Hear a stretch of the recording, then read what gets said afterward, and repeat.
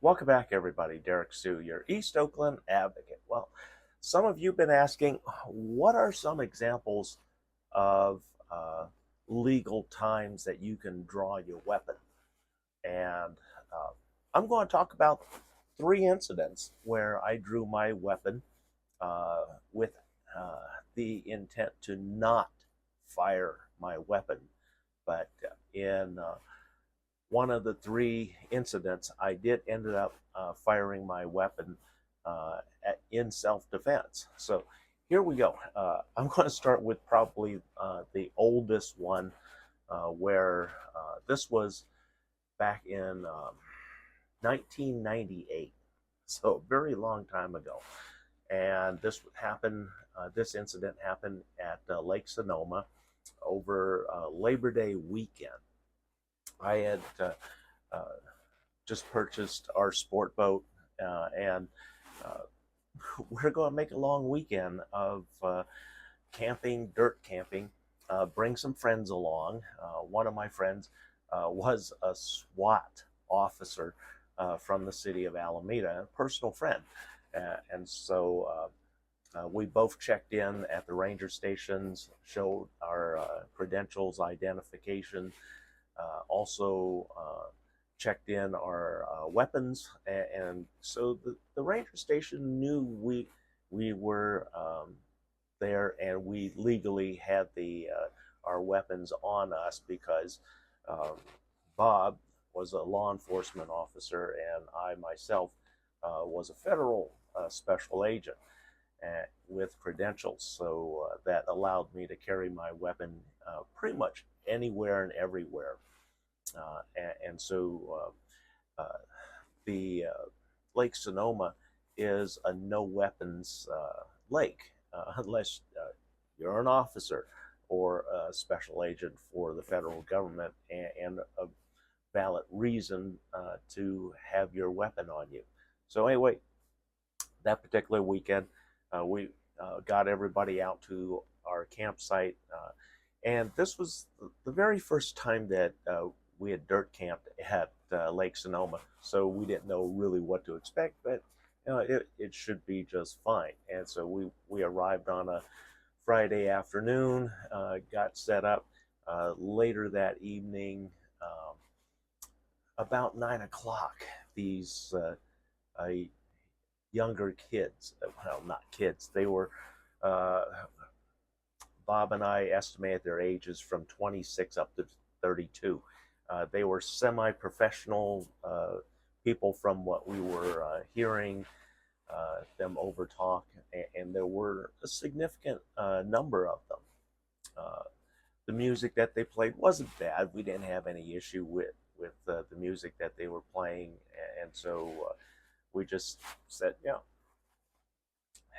have let's have a good weekend and everything. And at this point, we hadn't mentioned that we were uh, carrying any weapons, or that Bob was a police officer for the city of Alameda, and also I was a special agent for Department of Defense Counterterrorism Unit. So both of us were armed.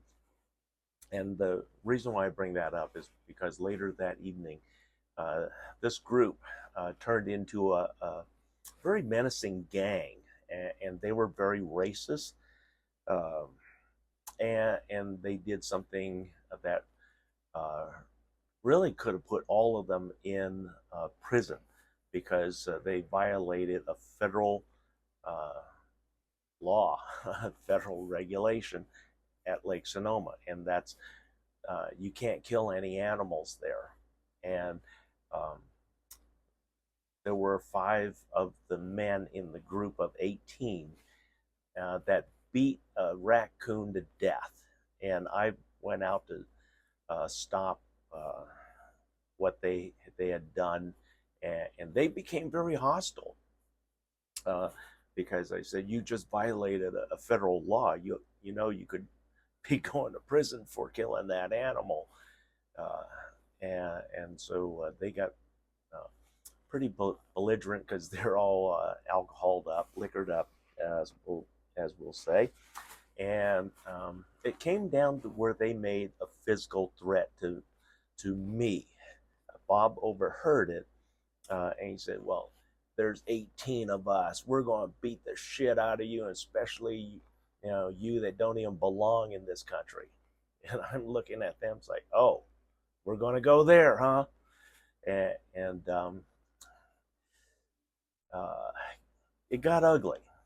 Bob came out, also my stepson, who was not uh, 18 yet, and he was going to join in with us.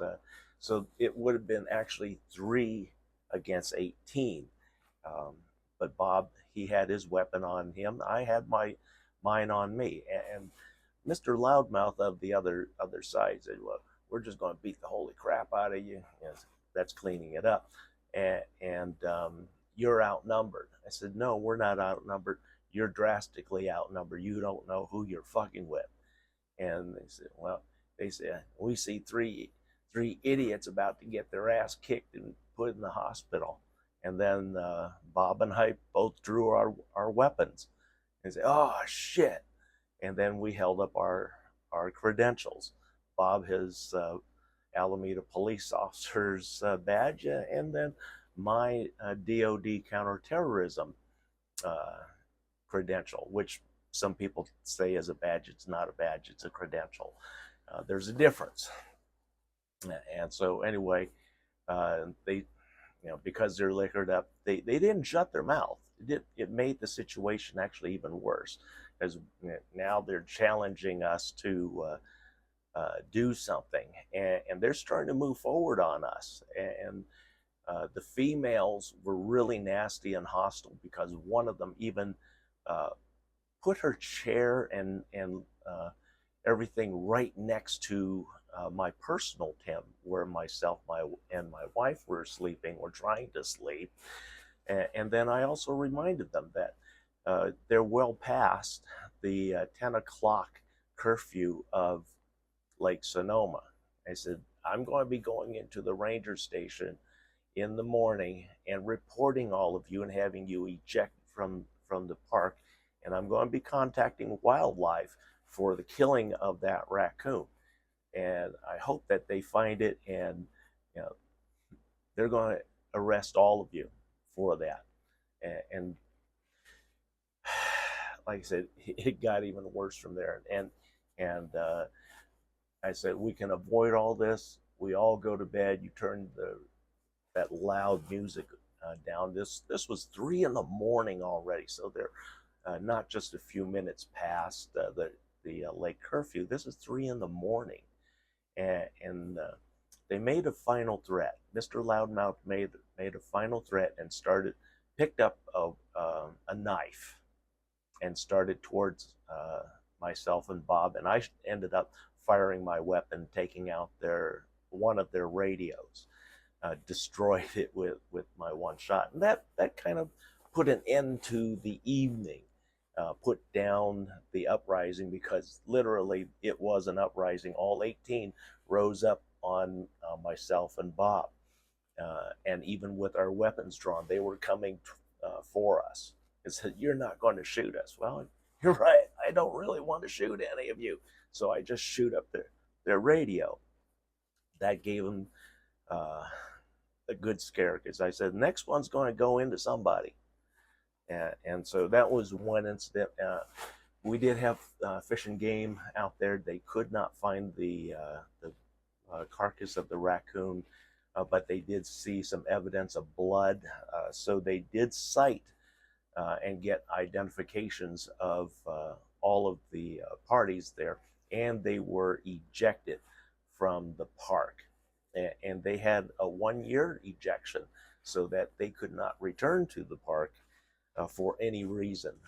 And if they were going to be trespassed and arrested by local police for disturbing the peace, and also federal violations, for killing a wild animal at the Lake Sonoma. And then the second incident, happened while I was homeless, and a lot of Oakland Police Department already knew who I was.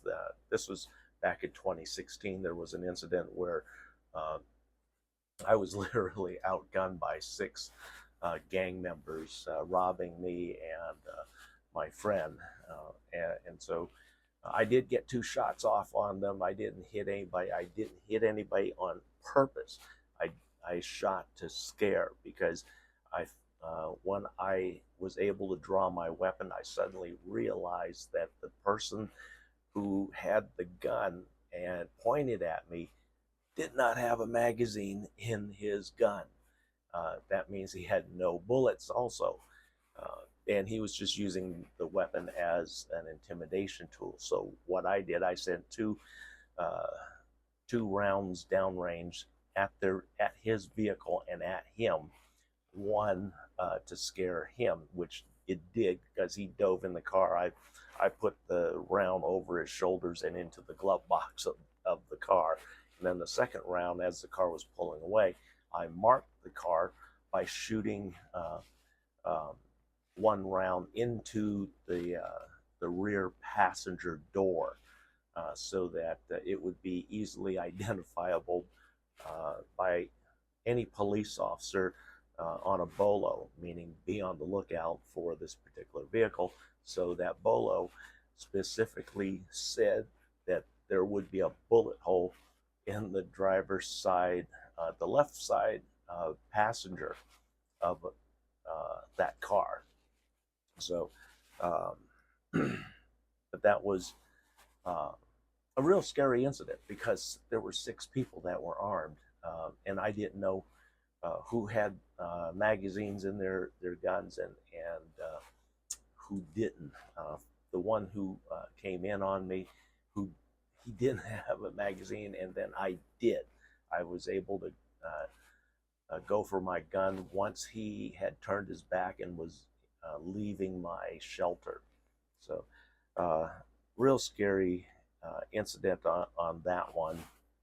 That was back in 2006. Then in 2008, 2018, I should say, 2018, at that the original uh, incident took place in 2016. October of 2016 was when I was robbed, and the city of Oakland Police Department actually found out who I was because they had to run my serial number of my G9 or my G17, my service weapon, and it came up with a warning flag, which is extremely unusual and gets everybody's attention.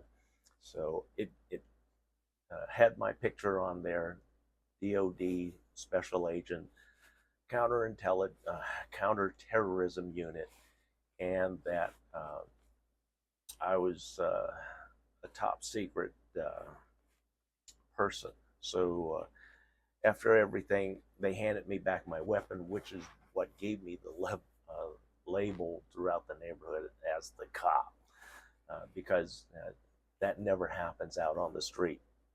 2018, I was doing a broadcast, a live vlog on Facebook daily, and a small crew came in just before I was going on the air and started attacking seniors with shovels. They were using shovels as weapons, and the blade of the shovel was the weapon.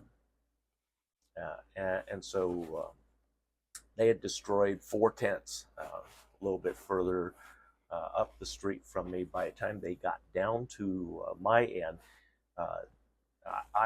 I was still inside, and they were threatening a neighbor of mine who was just a few feet away from me. When I came out, I saw what was happening, and that he actually struck two seniors with the shovel, and that they were down and bleeding, and that I had to call 911.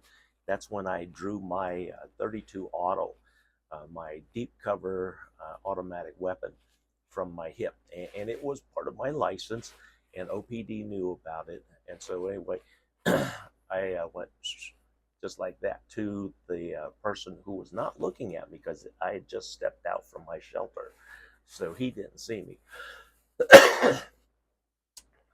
He turned around and he's looking at the barrel of my gun at 25 feet, and it's pointed at his head. And here's the scary part. Here's the reason why I drew my weapon. Not only did he put two of the seniors in the hospital and they were bleeding, but he had two trailing accomplices that we didn't see. Actually, there were three because one was in the car keeping the car running. And then, so that's three trailing accomplices that can do harm. And I had to keep uh, tabs on where they're at.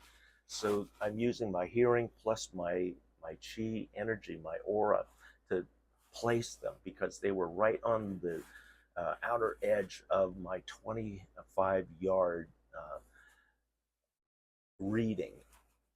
And so as long as my chi told me, my aura was telling me that where they were at, and I could feel their energy. I could deal with this one without taking my eyes off of the more dangerous one, who was only 20 feet away from me. So he was uh, very very close. And the reason why I said he was danger because in that 20 seconds, in my younger days, I used to be able to go from 0 to 10 feet in a snap before you could even squeeze the trigger of a gun. And typically, your average response time for a person is a quarter second. So I knew in a quarter second I could cover 8 to 10 feet to defeat you. And but as a senior, I wasn't going to take that chance. And since I had a 32, it was easier for me to do that and command that person to drop his shovel and weapon. And the other two, uh, when I briefly looked over, they dropped their weapons also, and they all took off. By the time police got down to us, along with ambulance and fire rescue, I explained everything. OPD already knew me, and they knew I was licensed for that, so they simply took the statement, wrote down serial number of my weapon, and also noted that I did not fire my weapon. All my rounds were in the gun and the magazine for my 32 auto. And then the one of the most scary one was a camp attempted takeover by a gang, just a violent gang, street gang, and this was common. This was common in West Oakland, and this group was from West Oakland, and what it was, they intimidate the camp. They know that my camp was receiving a lot of food. We had porta potties and all sorts of things that they wanted, and so what they needed to do was drive out the existing homeless folks. And so what they did, they literally shot at people. They brought in a gun, and literally one of my people came by me and let me know, I'm getting the fuck out of here. They just shot at me with a live round. I'm not coming back. And I said, what? And I could see the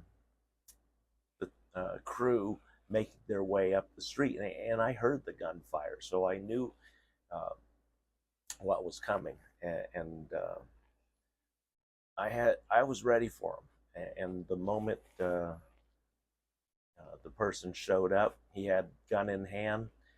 I just shot him. No, there was no words exchanged. There wasn't a look. There wasn't even time for an attitude. I just saw him. I raised up my weapon and shot him in the shoulder. So um, I, I I saw the gun drop on the ground, and I knew I blew out, and it was a through and through.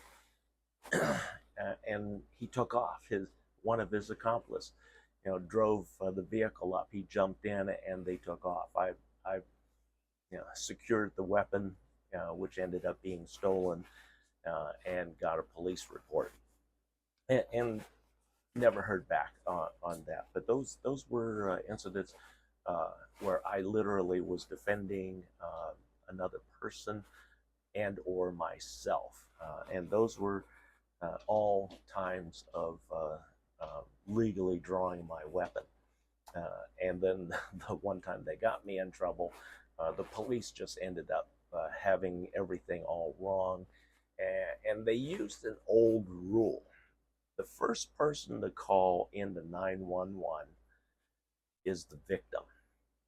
Well, one of the criminals from that one incident, which is extremely rare. I was surprised that there was any call in to 911 from that group, since they made the threat of death, and the police didn't get that right.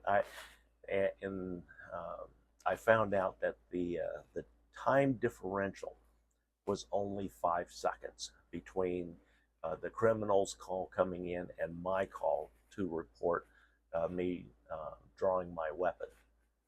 So those were all things that happen. Like I said, an average person can overcome 10 feet of distance, and that's why you want to stand and have at least 20 feet between you and your target. You don't want to get up on them. If they do, you're going to have a wrestling match, and your gun becomes our gun, you know, the criminal and you, and you're going to be in for a fight. That's why I train so hard with mixed martial arts, especially close combat, the 20-inch circle combat. So hopefully that helps you understand a little bit about drawing your weapon and actually firing the weapon, and some of the requirements. Thanks for joining me today. We'll be right back.